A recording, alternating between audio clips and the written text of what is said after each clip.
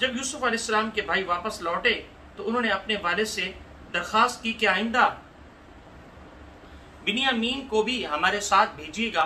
یعقوب علیہ السلام نے کہا کہ میں تم پر اعتماد نہیں کر سکتا۔ اعوذ باللہ من الشیطان الرجیم، بسم اللہ الرحمن الرحیم۔ وما ابرئ نفسی ان النفس لامارۃ بالسوء الا ما رحم ربی ان ربی غفور رحیم۔ صدق اللہ العظیم۔ رب اشرح لي صدری ویسر لي امری واحلل عقدۃ من لسانی یفقهوا قولی۔ اللهم صل وسلم على نبینا وحبیبنا محمد۔ السلام علیکم ورحمۃ اللہ وبرکاتہ۔ محترم ناظرین، پریویس ایپیسوڈ میں ہم نے پارہ نمبر 12 خلاصہ مضمون کے اعتبار سے کیا تھا۔ آج ہم انشاءاللہ اللہ سبحانہ و تعالیٰ کی توفیق سے پارہ نمبر 13 کا آغاز کرنے جا رہے ہیں۔ پارہ نمبر 13 میں رکوع نمبر 7 سے آج ہمارے اس درس کا آغاز ہے، اور میں آپ کو بتا دوں رکوع نمبر 7 میں جو مضمون بیان ہوا ہے وہ کہ ایک تسلسل سے واقعہ چل رہا ہے جناب یوسف علیہ السلام کا، اور یہ سورہ یوسف کا ہم مطالعہ کر رہے ہیں۔ پچھلا جو ہمارا لیسن تھا، یا آپ کہہ لیں پچھلا ہمارا جو درس تھا، وہ رکوع نمبر 6 تک مکمل ہوا تھا۔ تو حضرت یوسف علیہ السلام کا واقعہ تسلسل سے چل رہا ہے، اور یہ رکوع نمبر 7 ہے اس کا جو آغاز کرنے جا رہے ہیں۔ اور رکوع نمبر 7 میں یہ مضمون بیان ہوا ہے کہ جب ساقی نے بادشاہ کو یوسف علیہ السلام کی بیان کردہ خواب کی تعبیر بتائی تو وہ بہت متاثر ہوا۔ اس نے کہا کہ یوسف کو میرے پاس لے آؤ۔ یوسف علیہ السلام نے قید خانے سے باہر آنا قبول نہ کیا، مطالبہ کیا کہ پہلے تحقیق کی جائے کہ مجھے کیوں قید خانے میں ڈالا گیا تھا۔ بادشاہ نے تمام بیگمات کو بلایا اور ان سے یوسف علیہ السلام کا قصور پوچھا۔ سب نے اعتراف کیا کہ حضرت یوسف علیہ السلام بے قصور اور بڑے پاکیزہ کردار کے حامل انسان ہیں۔ اب بادشاہ نے کہا کہ یوسف کو میرے پاس لے آؤ،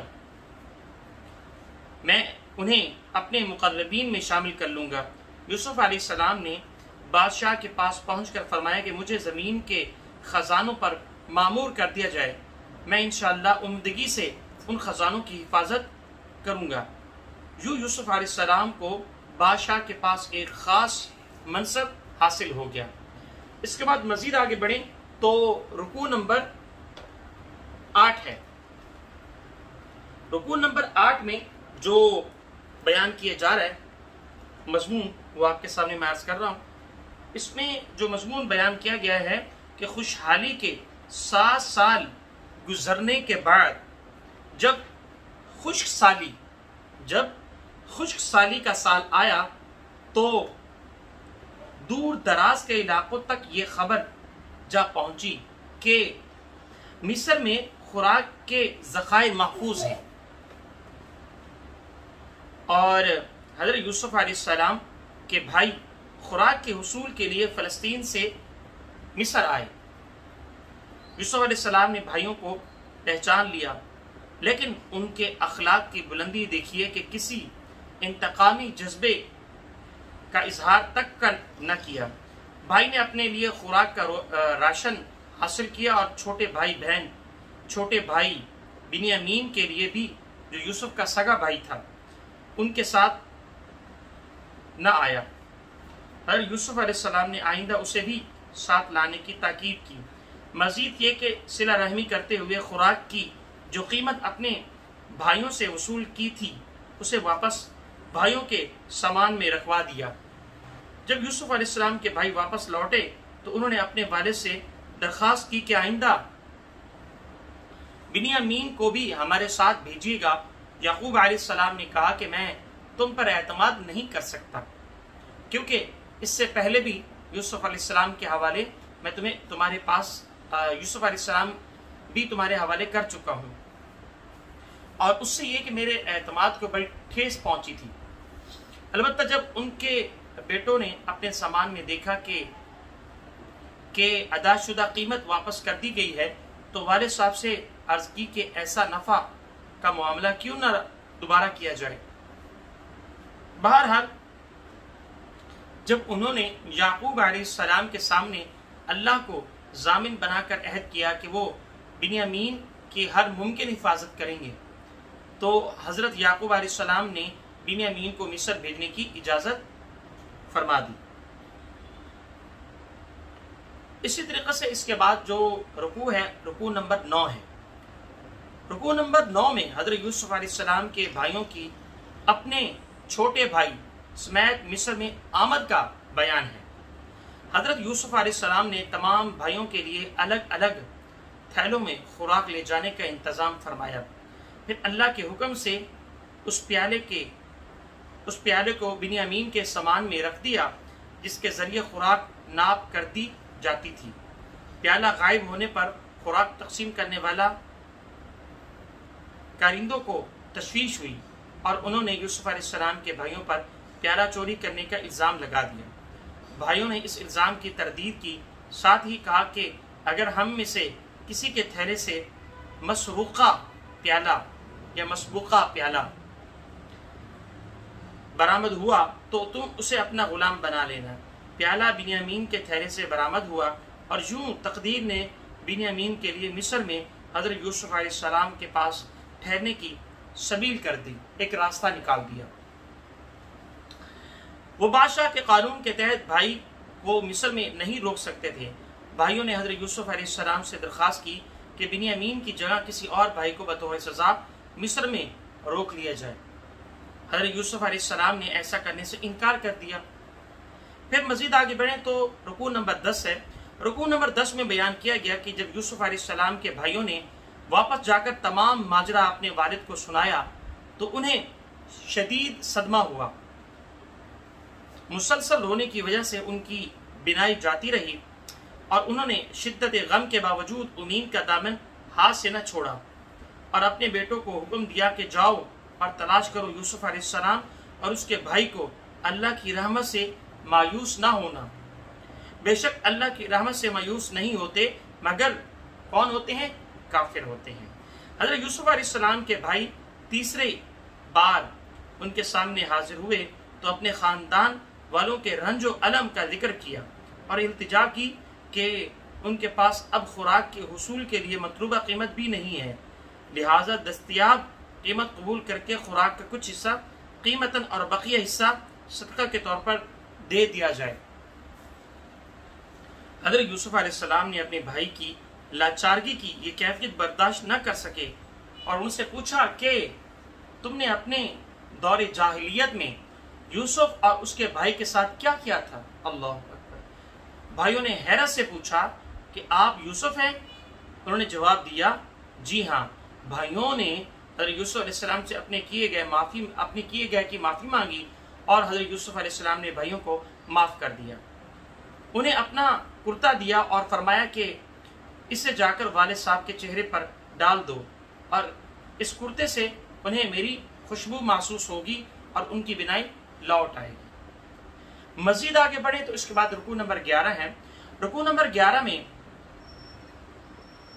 یوسف علیہ السلام کے بھائی واپس گئے اور ان کا کرتا یعقوب علیہ السلام کے چہرے پر ڈالا، اور رکوع نمبر 11 میں حضرت یوسف علیہ السلام کے خواب کی تعبیر بیان کا ذکر ہے، بیان ہے۔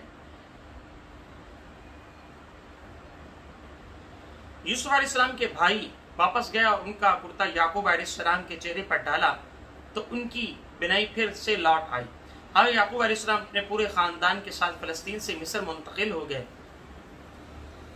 یوسف علیہ السلام نے اپنے والدین کا خاص اکرام کیا اور انہیں اپنے ساتھ تخت پر بٹھا لیا۔ یوسف علیہ السلام اب مصر کے بادشاہ بن چکے تھے، لہٰذا بادشاہ کے سامنے ان کے والد اور والدہ تمام بھائیوں نے سجدہ تعظیمی کیا۔ گویا اس وقت شریعت میں سجدہ تعظیمی کی اجازت تھی۔ یہ تھے یوسف علیہ السلام کے خواب کی تعمیر۔ سورج، چاند اور 11 ستارے ان کو سجدہ کر رہے ہیں۔ جناب اس کے بعد رکوع نمبر 12 ہے۔ رکوع نمبر 12 میں آگاہ کیا گیا کہ آسمان اور زمین میں بے شمار نشانیاں ہیں جو لوگ دیکھتے ہیں لیکن ان سے حق کی معرفت حاصل نہیں کرتے۔ اکثر لوگ اللہ پر ایمان لے آتے ہیں لیکن ساتھ ہی شرک بھی کیے جاتے ہیں۔ शिर्क से रोकना और सिर्फ अल्लाह ही की बंदगी की दावत देना नबी अकरम सल्लल्लाहु अलैहि वसल्लम और आप सल्लल्लाहु अलैहि वसल्लम की इत्तिबा करने वालों का रास्ता है। ये अमल लोगों की दायमी अजाब से बचाने वाला और दाई के लिए सदका जारिया है। कुरान हकीम के बयान करदा वाक़यात में लोगों के लिए दर्स इबरत है। और हज़रत यूसुफ अलैहिस्सलाम को हासिदीन ने कुएं में डाल दिया, लेकिन बाद में आजिज़ी के साथ उनके सामने हाजिर हुए। इस तरह मक्के वाले नबी अकरम सल्लल्लाहु अलैहि वसल्लम को मक्का से हिजरत पर मजबूर करेंगे, लेकिन एक रोज़ उनके सामने निदामत के साथ खड़े होंगे। अल्लाह की सुन्नत है कि वो तक़वा और सब्र की सिफात रखने वालों को ही सुरखरू करता है। अल्हम्दुलिल्लाह ये सूरह यूसुफ अपनी जगह तकमील तक पहुंची। अब इसके बाद सूरतुर राद का आगाज हो गया।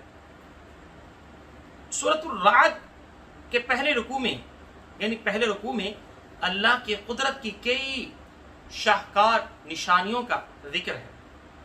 बगैर सुतूनों के वसी और बुलंद आसमान, इतने बड़ी कायनात के निज़ाम की तदबीर, सूरज और चांद की एक खास ज़ाब्ता के तहत गर्दिश, वसी और अरीज फैली हुई ज़मीन, ऊंचे ऊंचे पहाड़, जोश से बहते हुए दरिया और नहरें, हर तरह के फल और मेवों के जोड़े, एक ही जोड़े से निकलने वाले खजूर के दो दरख्तों के फलों के मुख्तलिफ जायके, रात और दिन का उलट फेर, जमीन के मुख्तलिफ क़ताआत में तकसीम, कहीं खेत, कहीं बागात, कहीं मादनियात, बिलाशुबा अल्लाह की कुदरत के बेमिसाल शाहकार है।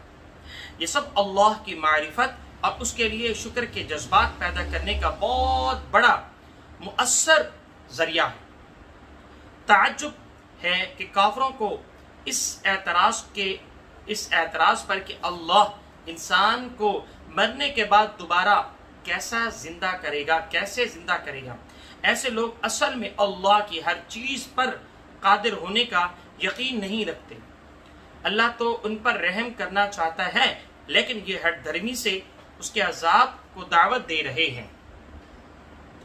इसके बाद रुकू नंबर 2 है सूरतुर राद का। रुकू नंबर 2 में हक व बातिल को एक मिसाल के जरिए से वाज़े किया। वो मिसाल है पानी पर उभर कर आने वाली झाग के या धातों को पिघलाते वक्त उन पर पैदा होने वाली झाग की। पानी या धात बाकी रहती है जो इंसान के लिए मुफीद है, झाग सूख कर उड़ जाता है। और उस मिसाल में पानी या धात हक है और झाग बातिल है,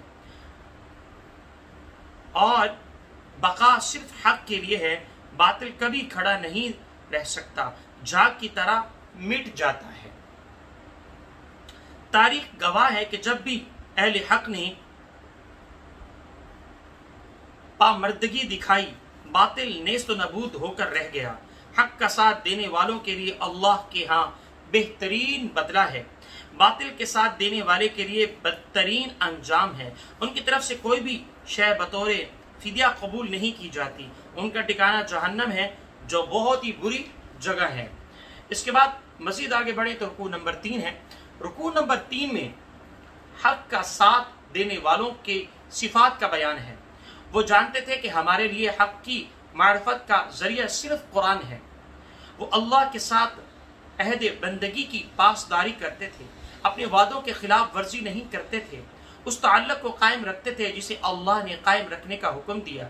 हर वक्त अपने रब से डरते रहते थे, अल्लाह की रजा की खातिर हक की राह में आने वाली मुश्किलात पर सब्र करते थे, नमाज कायम करते थे, अल्लाह की राह में खुले और छुपे माल खर्च करते थे, बुराई का जवाब अच्छाई से देते थे। उनके लिए जन्नत के रहने वाले बागात हैं जहाँ उनके साथ उनके नेक वालिदैन, औलाद और बीवियां भी होंगी। उसके बरक्स हक के दुश्मन वो हैं जो अल्लाह से किए गए अहद बंदगी का पास नहीं करते, उस ताल्लुक को कायम नहीं रखते जिसे अल्लाह ने कायम रखने का हुक्म दिया, अल्लाह की नाफरमानियां करके जमीन में फसाद मचाते हैं। ऐसे लोगों पर दुनिया में अल्लाह की लानत है और आखिरत में उनके लिए बुरा अंजाम है। तो जनाब ये रुकू नंबर 3 था। इसके बाद रुकू नंबर 4 है। रुकू नंबर 4 में बयान किया गया कि दिलों को इत्मीनान अल्लाह के जिक्र से होता है, इससे जो सुकून मिलता है वो सुकून मादी नेमतों से हासिल नहीं होता। नबी अकरम सल्लल्लाहु अलैहि वसल्लम की दिलजोई के लिए इरशाद हुआ कि आप सल्लल्लाहु अलैहि वसल्लम के मुखातबीन आप सल्लल्लाहु अलैहि वसल्लम की दावत को झुकलाकर फरमाइशी मौज़े तलब कर रहे हैं और ये अल्लाह मौज़े दिखाने पर कादिर है। ऐसा भी मुमकिन है कि इस कुरान की तातील से पहाड़ हरकत में आ जाएं, जमीन के टुकड़े हो जाएं और मुर्दा लोग जिंदा होकर गुफ्तगू करने लगें, लेकिन अल्लाह ऐसे मौज़े दिखाकर जबरदस्ती लोगों को हिदायत पर नहीं लाता। अल्लाह अकबर। इन काफरों को अपने इनकार की वजह से पे दर पे सदमे देखने पड़ेंगे, यहाँ तक कि आप सल्लल्लाहु अलैहि वसल्लम उनके शहर यानी मक्का में फातेह की हैसियत से दाखिल होंगे। ये अल्लाह का वायदा है और इस वादे को पूरा अल्लाह करके दिखाएगा। सुबहान अल्लाह, सुबहान अल्लाह। मोहतरम नाज़रीन, यहाँ ज़रा सी मैं आपसे गुफ्तगू करना चाह रहा हूँ, वो ये है आजकल हम लोगों को बड़ी दलीलें देते हैं। कुछ लोग कहते हैं कि मेरे जिस्म मेरी मर्जी। हम उनको ये कहते हैं कि ज़मीन किसकी है, वो कहते हैं अल्लाह की।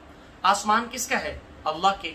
ज़मीन और आसमान के दरमियान जितनी भी फ़ज़ा और दरमियान जितनी भी चीज़ें वो किसकी, अल्लाह की। तो फिर ये मेरा जिस्म किसका है, अल्लाह का।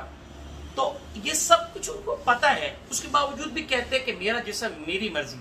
वजह, अल्लाह चाहे तो उनको हिदायत दे सकता है ना, दे सकता है ना, लेकिन अल्लाह बड़ा गयूर है। इहदिनस सिरातल मुस्तकीम, तुम अल्लाह से हिदायत तलब करोगे तो अल्लाह तुम्हें हिदायत देगा। ऐसी झोली में पेश नहीं की जाती।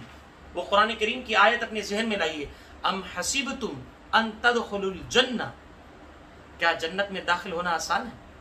वलम्मा यअतिकुम मसलुल लज़ीना खलौ मिन क़ब्लिकुम, तुमसे पहले लोगों पर तकलीफें आई हैं। मस्सतहुमुल बअसा वद्दर्रा वज़ुलज़िलू, अल्लाह अकबर, उनको झंझोड़ा गया है। ये दीन पर अमल करना, इसके लिए पहले आपको मेहनत, तलब, हिम्मत, ताकत, दुआ, अल्लाह से ईमान पर इस्तकामत, ये सारे पहलू हैं जो आपको करने पड़ेंगे। ये इस्लाम थाली में हलवे की तरह पेश नहीं किया जाएगा मेरे बहन भाइयों। इसके लिए मुझे और हम सबको मिलकर मेहनत, जिद्दोजहद, अल्लाह से दुआ भी मांगनी पड़ेगी। अल्लाह सुब्हानहु व तआला मुझे और हम सबको हिदायत याफ्ता लोगों में शामिल फरमाए, आमीन। मजीद आगे बढ़े तो इसके बाद रुकू नंबर 4 है। रुकू नंबर 4 में माफ कीजिएगा, रुकू नंबर 5 है। रुकू नंबर 5 में इरशाद हुआ कि मुशरिकीन ने अल्लाह के साथ शरीक ठहरा रखे हैं। इन्होंने चाहे कि बताए कि किस किताब में अल्लाह ने ये बात नाजिल फरमाई कि मेरे साथ फलां फलां हस्तियां शरीक हैं।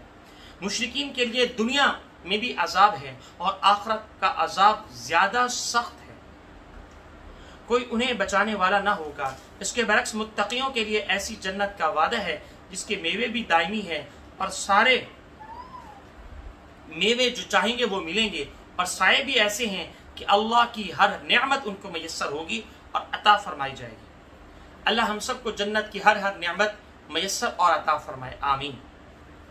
नबी अकरम सल्लल्लाहु अलैहि वसल्लम को तसल्ली दी गई कि अहले किताब में ऐसे हक परस्त भी हैं जो नुज़ूल कुरान पर बातनी मुसरत महसूस कर रहे हैं। इसके बरक्स मुशरिकीन मक्का मुतालबा कर रहे हैं कि आप सल्लल्लाहु अलैहि वसल्लम उनके साथ उनके माबूदों की इबादत करें। उन्हें साफ साफ बता दें कि मुझे मेरे रब ने हुक्म दिया है कि मैं सिर्फ उसी की इबादत करूंगा कि अगर बिलफर्ज मैंने तुम्हारी ख्वाहिशात पूरी कर दी तो मुझे भी अल्लाह की अदालत में हिमायती और बचाने वाला कोई नहीं मिलेगा। तो मेरे बहन भाइयों, कुरान करीम की यहाँ एक आयत मैं आपके सामने पेश करना चाहता हूँ। सूरतुल हश्र की आयत है, वमा आताकुमुर रसूल, जो रसूल तुम्हें दे फखुदू, उसको ले लो, वमा नहाकुम अन्हु, और जिससे मना करें उससे क्या हो, रुक जाओ, फंतहू, रुक जाओ, वत्तकुल्लाह, और अल्लाह का तकवा इख्तियार करो। تو اسلام اور دین ہماری خواہش کا نام نہیں ہے کہ جو خواہش آگے وہی کرنا ہے. دین میں تھوڑی آسانیاں وہ ہمیں کرنی ہے، وہ اچھی لگ رہی ہے وہ کرنا ہے، لیکن جہاں مشکلات آ گئی وہاں ہاتھ کھڑے نہیں کرنے، وہ بھی کرنا پڑے گا ہمیں. یہ ہمارے لیے فائدہ ہے اور اس کا اجر اللہ ہمیں جو دے گا وہ بہت زیادہ اجر دے گا. چلیں جی، اس کے بعد آگے بڑھیں تو رکوع نمبر 6 ہے. رکوع نمبر 6 میں آگاہ کیا گیا نبی اکرم صلی اللہ علیہ وسلم کی ذمہ داری لوگوں تک حق کو پہنچانا دینا ہے، ان سے منوانا نہیں ہے. آج ہماری بھی یہی ذمہ داری ہے. ہم سب سے پہلے اپنی ذات پر دین کو قائم کریں، پھر اس کے بعد نمبر 2 اپنے اہل و عیال پر دین قائم کریں، پھر اس کے بعد اپنے علاقے میں کوشش کریں، پھر اس میں اپنے ملک میں کوشش کریں. ایک ایسی منظم جماعت ہو جس کے ساتھ آپ چمٹ جائیں اور مل کر کام کریں. امید ہے اللہ سبحانہ و تعالیٰ کل بروز قیامت آپ کی اس محنت کو، آپ کی اس اخلاص کو اور آپ کی اس ہمت کو قبول فرمائے گا انشاءاللہ. مشرکین فرمائشی معجزات دکھانے کا تقاضا کر رہے تھے. جواب دیا گیا کہ معجزہ دکھانا رسول اللہ صلی اللہ علیہ وسلم کے نہیں بلکہ اللہ کے اختیار میں ہے. نبی اکرم صلی اللہ علیہ وسلم کی دلجوئی کے لیے بتا دیا گیا مشرکین کو ان کے ریشہ دوانیوں کی سزا ضروری دی جائے گی، البتہ اس کے لیے وقت طے ہے. اللہ جسے چاہے گا باقی رکھے گا اور جسے چاہے گا مٹا دے گا. آپ صلی اللہ علیہ وسلم ان تک حق کا پیغام پہنچاتے رہے، ان سے ان کے جرائم کا حساب لینا اللہ کے ذمے ہے. دشمنان حق کو خبردار کر دیا گیا، ان کی گردنیں ان کی گرد زمین تنگ کر دی گئی. اسلام قبول کرنے والے بڑھتے جا رہے ہیں اور دشمنان اسلام کے اثرات گھٹتے جا رہے ہیں. تاریخ شاہد ہے کہ ماضی میں بھی حق کے دشمن کا برا انجام ہوا اور ان کی سازشیں ناکام ہوئی اور دنیا میں بھی رسوا ہوئے اور آخرت میں بھی انجام ان کا بد ہوا. دشمنان حق حضرت محمد صلی اللہ علیہ وسلم کی رسالت کا انکار کر رہے ہیں. حضرت محمد صلی اللہ علیہ وسلم کے سچے نبی ہیں اور اس پر اللہ گواہ ہے، اور اہل کتاب کے سلیم الفطرت لوگ اہل حق سلیم الفطرت انسان ہیں، اور آپ صلی اللہ علیہ وسلم کی رسالت کی صداقت اور مشرکین مکہ کی گواہی کے محتاج نہیں. اس کے بعد مزید آگے بڑھیں تو سورہ ابراہیم کا آغاز ہونا جا رہا ہے. سورہ ابراہیم میں اس کا جو پہلا رکوع ہے اس میں نبی اکرم صلی اللہ علیہ وسلم پر قرآن نازل کیا گیا اور آپ صلی اللہ علیہ وسلم کے لوگوں کو اللہ کی توفیق سے گمراہیوں کے اندھیروں سے نکال کر ہدایت کی روشنی میں لے آئے. البتہ کافروں کے لیے شدید عذاب ہوگا. یہ وہ لوگ ہیں جو دنیا کی زندگی کو آخرت پر ترجیح دیتے ہیں، دوسروں کو اللہ کی راہ پر آنے سے روکتے ہیں، اللہ کے احکامات پر اعتراض کرتے ہیں. اگر کسی کلمہ گو مسلمان میں یہ برائیاں پائی جاتی ہیں تو وہ بھی عملی اعتبار سے کافر ہی ہے. مزید فرمایا کہ اللہ نے ہر رسول صلی اللہ علیہ وسلم کو اپنی قوم کی زبان بولنے والا بنا کر بھیجا تاکہ وہ ان تک اللہ کا پیغام پہنچانے کا حق ادا کر دے. گویا ہر داعی کو اپنی دعوت کا اولین مخاطب اپنے ہم زبان لوگوں کو بنانا چاہیے. بس اوقات ایسا ہوتا ہے کہ لوگ سب سے پہلے جو ہے کوشش کرتے ہیں کہ ہمیں انگلش بھی آنی چاہیے اور انگلش سے ہم باہر اور دیگر جو غیر کنٹریز ہیں وہاں جا کے کام کریں گے. بھائی یہاں یہ بتایا جا رہا ہے کہ آپ کو پہلے اپنی زبان تو آئے نا صحیح طریقے سے، پہلے جو آپ کے اپنے قریبی ہیں ان تک تو دین پہنچائیں. ٹھیک ہے، انگلش جو زبان ہے ضرورت ہے، سب کو سیکھنی چاہیے، پھر کوئی دو رائے نہیں ہے.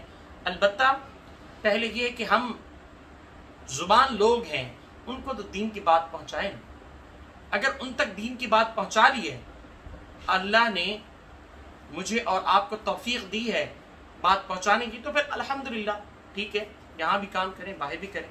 اگر نہیں کی تو پہلے جو ذمہ داری پہلے اس کو پورا کریں، پھر بعد میں جو ذمہ داری ہے پھر اس کو پورا کریں. ترتیب کے ساتھ چلیں تو انشاءاللہ آپ کی دعوت میں اللہ سبحانہ وتعالی برکت دے گا.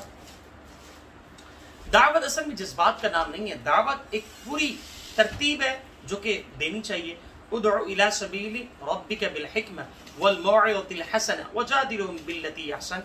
3 درجات ہیں، 3 طریقے یہاں اس آیت مبارکہ میں بیان کیے گئے ہیں، وہ تفصیل میں دیکھا جا سکتا ہے.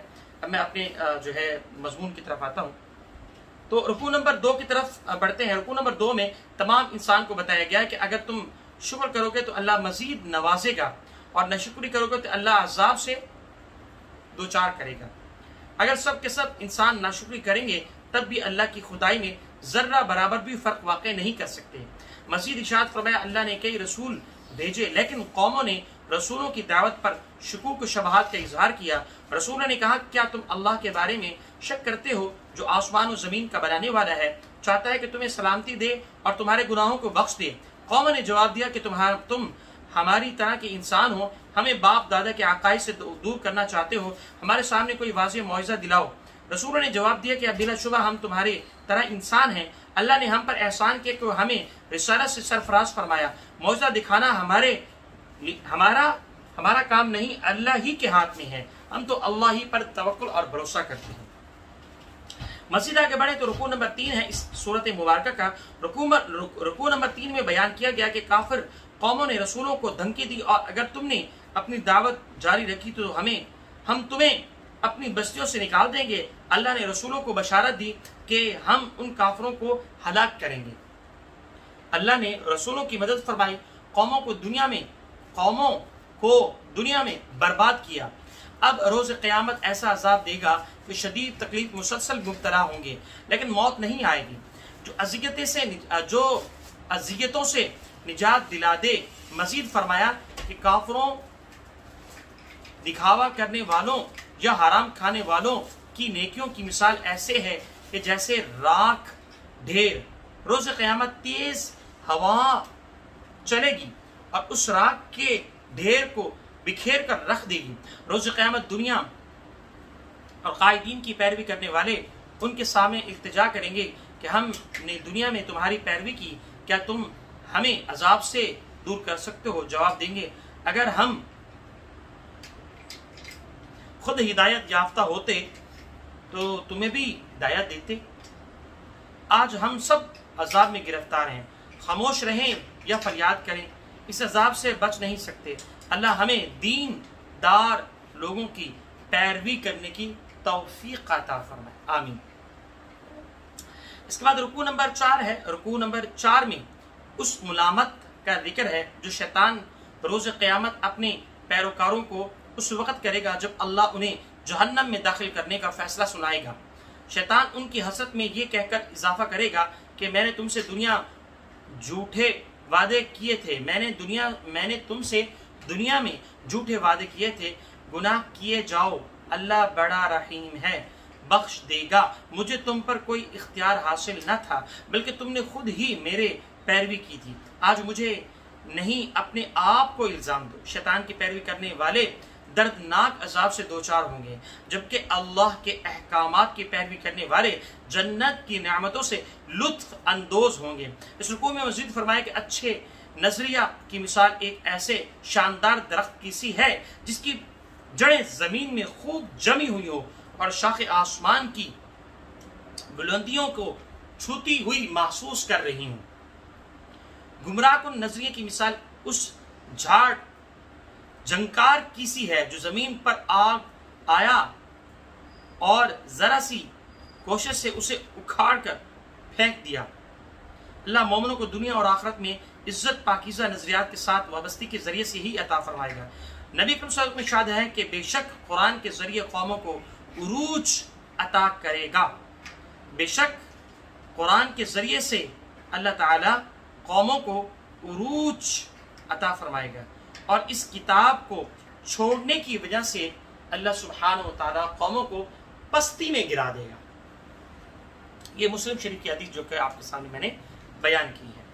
اس کے بعد رکوع نمبر 5 ہے۔ رکوع نمبر 5 میں اہل ایمان کو تلقین کی گئی کہ وہ نماز قائم کریں، اللہ کی راہ میں انفاق کریں، ان پیسہ اور مال خرچ کریں، ایسے دن کے عذاب سے بچنے کی تیاری کریں جس روز کوئی تعلق داری یا لین دین کا کام نہیں آئے گا۔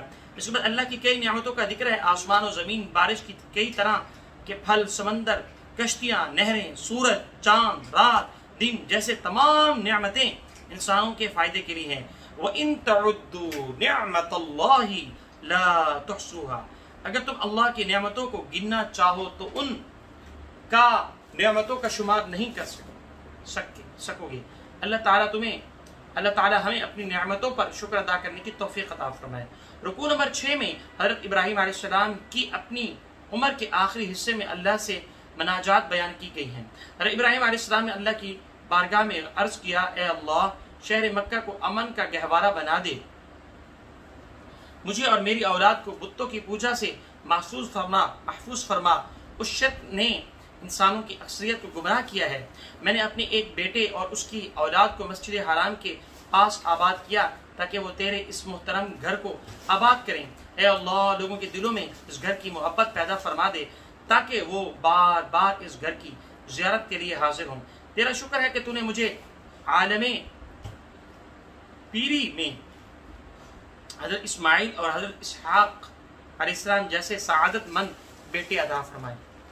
مجھے اور میری اولاد کو نماز قائم کرنے والا بنا، بخشش فرما دے میرے ماں باپ کی اور تمام اہل ایمان کی، اور ہم پر اس وقت ضرور رحم فرما جب انسانوں سے حساب کتاب لیا جا رہا ہو۔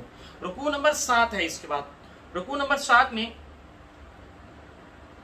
آگاہ کیا گیا کہ اللہ ظالموں کو جرائم سے غافل نہیں ہے۔ روز قیامت خوف کے مارے ان کی آنکھیں پتھرا جائیں گی، ان کے دل دہشت سے لرز جائیں گے، وہ التجا کریں گے کہ انہیں ایک موقع اور دیا جائے تاکہ وہ رسولوں کے پیروی کر سکیں۔ ان کی یہ درخواست مسترد کر دی جائے گی، مجرموں کو باہم زنجیروں میں جکڑ دیا جائے گا اور اسی طریقے سے ان کو گندھک کا لباس پہنایا جائے گا، جس سے جہنم کی آگ شدت میں اور اضافہ ہو جائے گا۔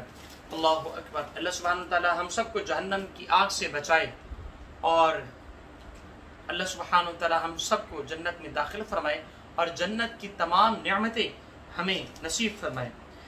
اچھا جی، آگے بڑھتے ہیں۔ آگ ان کے اوپر پوری طرح سے چھائی ہوئی ہوگی، اللہ ہر جان کو اس کے جرائم کا پورا بدلہ دے گا۔ آخرکار نہیں آؤ ابھی آؤ، بس چلے جاؤ۔